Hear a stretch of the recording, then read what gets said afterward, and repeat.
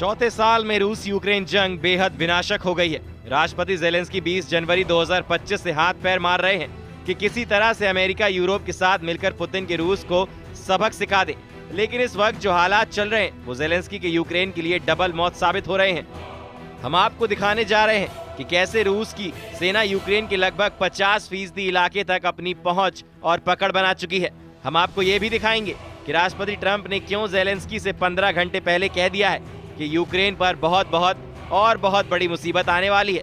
क्या पुतिन ने ट्रंप को पूरे यूक्रेन पर कब्जा करने का प्लान बता दिया है? क्या इसलिए राष्ट्रपति ज़ेलेंस्की ने अब राष्ट्रपति ट्रंप को धमकी दी है कि अगर अमेरिका ने पुतिन की हर बात मानी तो फिर अमेरिका और यूक्रेन के होने वाली दुर्लभ खनिज डील रद्द हो सकती है? क्या इसलिए यूरोप के 25 देशों ने यूक्रेन से दो टूक कह दिया है कि अगर ट्रंप के दबाव में पुतिन के सामने सरेंडर किया तो पूरे यूक्रेन पर कब्जा हो जाएगा? क्या इसलिए France, Britain, Germany, Poland, Latvia, Estonia और लिथुआनिया ने अपने 72 दिन का वॉर प्लान बना लिया है?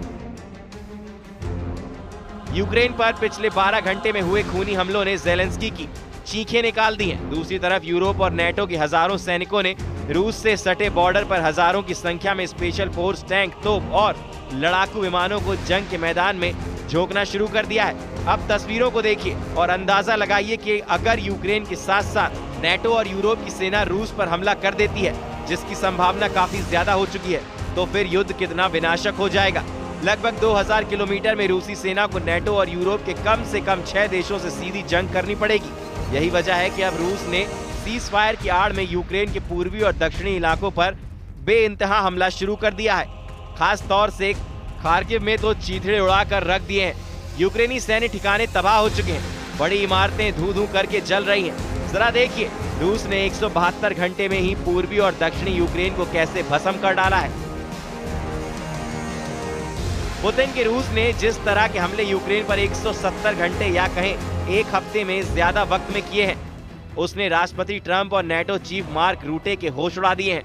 खुद यूक्रेन के राष्ट्रपति ज़ेलेंस्की ने पुतिन पर भड़कते हुए कहा कि रूसी सेना पिछले हफ्ते 1000 से ज्यादा ड्रोन यूक्रेनी इलाकों पर दागे हैं। खार्किव क्षेत्र के गवर्नर ओले सिनिहुबोव ने तो ये भी दावा किया है कि रात कुपियांस्क शहर पर रूसी मिसाइल हमले दर्जनों लोग मारे गए हैं। यहाँ तक कि रूस ने यूक्रेन कब्रिस्तानों पर भी बम बरसा दिए हैं।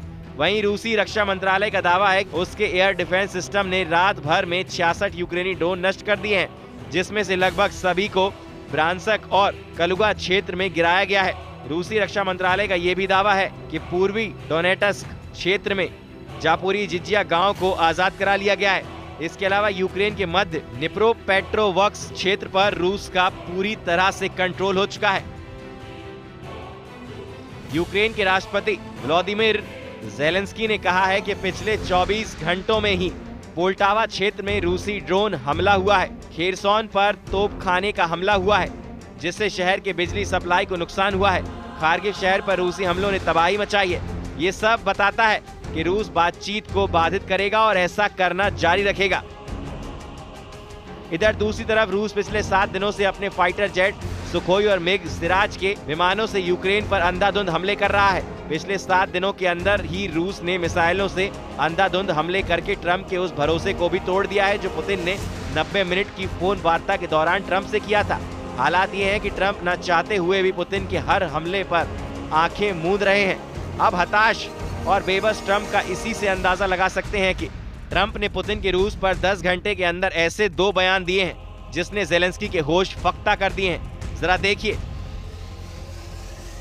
अमेरिका के राष्ट्रपति डोनाल्ड ट्रंप से इस वक्त यूक्रेन के साथ साथ यूरोपीय देश बेहद नाराज हैं। इसकी वजह यह है कि पिछले 7 दिनों से यूक्रेन पर रूस के भीषण हमलों से ट्रंप बेहद नाराज बताए जा रहे थे। इसी को लेकर ट्रंप ने पुतिन को धमकी दी थी कि अगर रूस ने सीज फायर की शर्तों का उल्लंघन जारी रखा तो अमेरिका रूस के तेल और गैस पर 25 से 50% तक टैरिफ लगा सकता है और साथ ही रूस पर गंभीर आर्थिक प्रतिबंध भी लगा सकता है। ट्रंप की धमकी के बाद जैसे ही पुतिन और रूस ने अपना परमाणु तेवर दिखाए, ट्रंप की सिट्टी पिट्टी गुम हो गई। जो ट्रंप रूस को धमकी दे रहे थे वो ट्रंप अब ज़ेलेंस्की को धमकाने लगे हैं। अब ट्रंप ने ज़ेलेंस्की से कह दिया है कि अगर यूक्रेन दुर्लभ खनिज डील से पीछे हटा तो यूक्रेन के बहुत बुरा साबित होगा। ट्रंप ने ज़ेलेंस्की पर सख्त शब्दों का इस्तेमाल करते हुए कहा कि मैं खुद देख रहा हूं कि वो ज़ेलेंस्की दुर्लभ खनिज सौदे से पीछे हटने की कोशिश कर रहा है। अगर वो यानी कि ज़ेलेंस्की ऐसा करता है तो उसे बहुत बड़ी समस्याओं का सामना करना पड़ेगा। वहीं ट्रंप ने 10 घंटे पहले रूस के तेल और गैस पर जो 50% टैरिफ लगाने की धमकी दी थी, उससे पलटते हुए ट्रंप ने कहा कि मुझे पूरा विश्वास है कि पुतिन सीज फायर की शर्तों से नहीं पलटेंगे और मैं समझता हूं पुतिन मेरा विश्वास नहीं तोड़ेंगे। यानी 10 घंटे में ही ट्रंप ने पुतिन से याराना और ज़ेलेंस्की के साथ दुश्मनी दिखाने लगे हैं। अमेरिका के राष्ट्रपति डोनाल्ड ट्रंप का कहना है कि उन्हें लगता है कि ज़ेलेंस्की दुर्लभ पृथ्वी खनिज सौदे से पीछे हटने की कोशिश कर रहा है और अगर वो ज़ेलेंस्की ऐसा करता है तो उसे कुछ समस्याएं होंगी, बड़ी समस्याएं होंगी। हमने दुर्लभ पृथ्वी खनिजों पर एक सौदा किया और अब वो कह रहा है कि ठीक है, आप जानते हैं मैं इस सौदे पर फिर से बातचीत करना चाहता हूँ। वो ज़ेलेंस्की नाटो का सदस्य बनना चाहता है। खैर, वो ज़ेलेंस्की कभी भी नाटो का सदस्य नहीं बनने वाला था। इधर दूसरी तरफ पुतिन ने यूक्रेन के साथ साथ यूरोप की परमाणु तैयारियों को देखते हुए अपने परमाणु हथियारों के जखीरों को जंग के मैदान में उतार दिया है। रूस के परमाणु बमवर्षक, परमाणु मिसाइलें, परमाणु पनडुब्बियों को पुतिन के आदेश पर हमला करने के लिए तैयार कर लिया गया है। हम आपको वो वीडियो दिखा रहे हैं जब कुर्स्क में राष्ट्रपति पुतिन सैन्य वर्दी पहनकर अपने कमांडरों से मिले थे। 12 मार्च 2025 के इस वीडियो में उस वक्त राष्ट्रपति पुतिन ने साफ कह दिया था कि कुर्स्क से बचकर एक भी यूक्रेनी और भाड़े के सैनिक और अफसर न जाने पाए। इस मीटिंग में उस वक्त राष्ट्रपति पुतिन के सामने मौजूद थे रूसी सेना के chief of staff general Valery Gerasimov, जिन्होंने जो दावे किए वो आपको भी हैरान कर देंगे। रूस के चीफ कमांडर जनरल वालेरी ने कुर्स्क में यूक्रेनी सेना की तबाही और बर्बादी का ऐसा दावा किया है जिसे सुनकर एक बार तो राष्ट्रपति पुतिन भी हैरान रह गए। जनरल वालेरी का दावा है कि कुर्स्क में रूसी सेना के भयंकर हमलों में 67,000 से ज्यादा यूक्रेनी सैनिक और उनकी टॉप स्पेशल फोर्स का सफाया हो चुका है। दावा तो यहाँ तक किया गया है कि यूक्रेन ने रूस के कुर्स्क का 1300 वर्ग किलोमीटर इलाका 6 अगस्त 2024 के बाद से कब्जा कर लिया था, लेकिन रूस के तूफानी और खूनी हमलों के बाद रूस ने यूक्रेन से अपना 1100 वर्ग किलोमीटर का इलाका आजाद करा लिया है, जो यूक्रेन की तरफ से कुल कब्जा किए इलाके का 86% है। यानी अब यूक्रेनी सेना कुर्स्क के सिर्फ 14% इलाके में फंसकर रह गई है।